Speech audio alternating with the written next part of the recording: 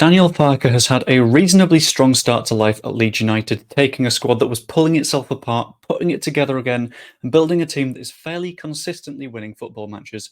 It's important to note I'm filming this before the Huddersfield match because I'm getting married on Monday, which I think is yesterday for you guys. Stick with me, a couple of things might be a little bit inaccurate, but it'll be completely fine.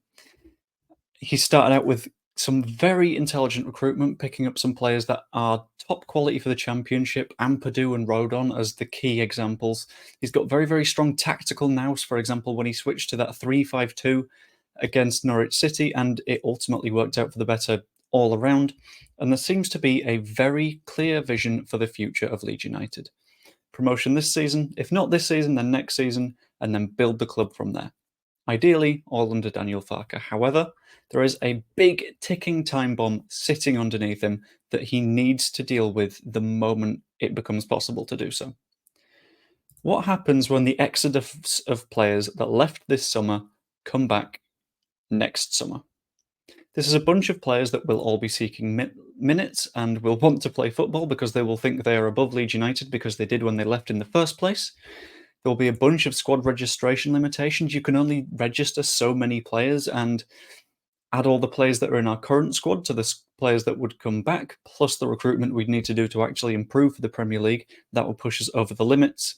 And ultimately, there will be a fan base in absolute uproar. After all, Leeds United fans felt distinctly abandoned by a lot of these players. For example, Tyler Adams said in a few interviews, like, I hope we can get back up, and he'd committed his future to Leeds United. And then he left. And Rasmus Christensen said he wasn't going anywhere. And then he left. And Jack Harrison has been here for several years, and then he went to Everton on loan.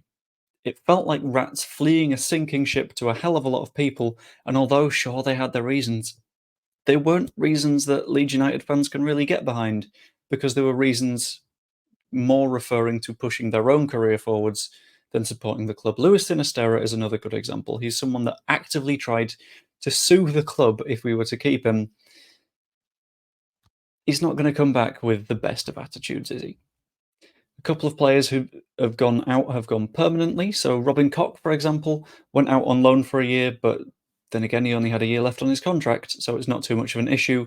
But there are a series of players that were loanees, and we need to know how they're doing in order to work out what the hell we do with them. Going to start off with Max Wöber at Mönchengladbach, who is... I'm using whoscored.com because they're roughly accurate here. You can get an idea if someone is playing well or badly. And I've also put their league position down. Max Wöber is in 13th in the Bundesliga for Mönchengladbach, 7.04. Pretty good performances, to be honest. Roughly what you'd expect from a centre-back in that squad. He's the sort of player that I could see maybe going there permanently, but we won't know for a while. Someone that definitely isn't getting a permanent move is Brendan Aronson.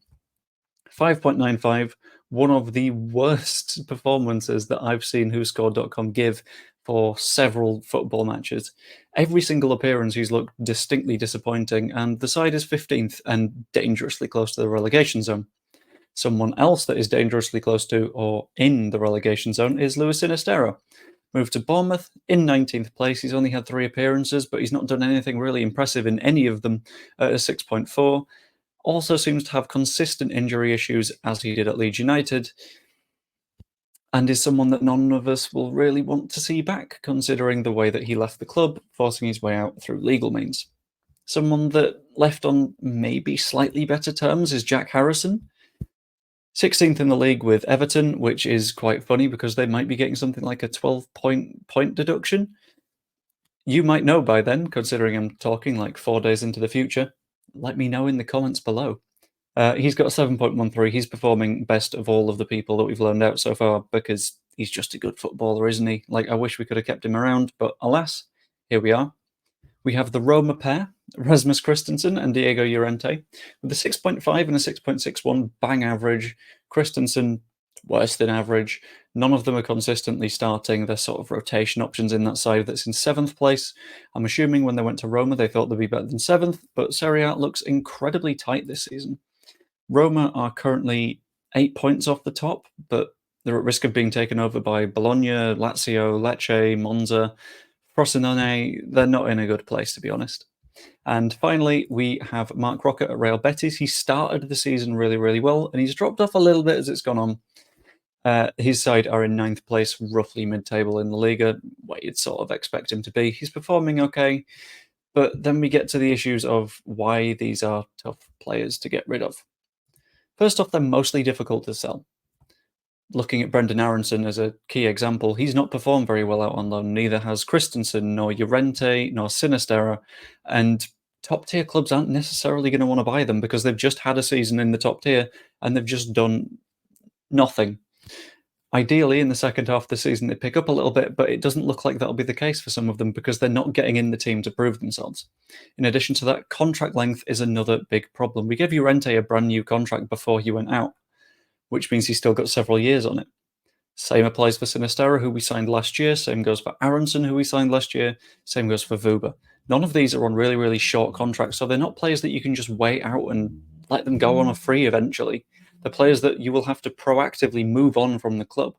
And in addition to that, they've got dwindling values. Christensen and Llorente have done very little, and Llorente is getting on the older side of footballers now. Combined, that means that basically most of his value is gone. And that's a big problem for Leeds United because you can't sell them on for a profit anymore. Those losses go down on FFP, and that means that you don't have as much to spend the next year because you look like you've lost a lot of money when in reality, players that you might have eventually just let go on a free go down as a loss under amortization. So there are a few potential solutions that you can follow, and this is where I'm going to ask you, what would you do? You can comment below what your suggestion is because I'm going to dive into a few more ideas, but I also really want to know what you think. What is your solution for these players that pissed off, basically, and will maybe want to come back if we get promoted? So the first solution, in theory, is you can try another loan. You can try the likes of Brendan Aronson will be, what, 22, 23? You can say, no, go on. Go to Leverkusen or something like that. Try and make something for yourself this season and get your value back. That's not necessarily guaranteed to work, though, and is only a short-term solution that means you get the exact same problem in another year's time. Another option is you can sell them at a loss, but then again, that goes down as an FFP loss, as I've explained, and the more FFP losses you get, the more profits you need to make in order to spend money, and you need to spend money to stay in the Premier League. The reason that Daniel Farke at Norwich didn't work out is because Norwich didn't have the cash to spend to stay in that division. If we can invest with Farke, maybe we've got a better chance. If we sell players at a loss, that can't happen. And then you've got the option that a lot of people won't go for, and that is attempt to reintegrate them into the squad. Very, very few players that I can see this working with. A lot of them are seen as mercenaries at this point. Roca is one example. Christensen and Llorente another. Sinisterra, with his attempt to sue the club, definitely one. Vuba came in for 6 months and then pissed off. It's not going to be that easy to reintegrate these players, especially with such a livid fan base that didn't want to see them come back. Very, very hard to do. So ultimately, can Daniel Farke defuse the problem and make sure there's a cohesive squad going into the Premier League if we go up this season? I don't know. It might feel like a cop-out answer, but to be honest, I think at best you have to keep them away from the existing squad because this squad that we have at the moment is becoming a unit, and you don't want to fracture that by reintroducing people who have potentially toxic personalities. Anyway, let me know what you think in the comments down below. Like the video if you enjoyed it, and subscribe. Even become a channel member. That is hugely appreciated if you have a couple of quid per month to spare. See you next time.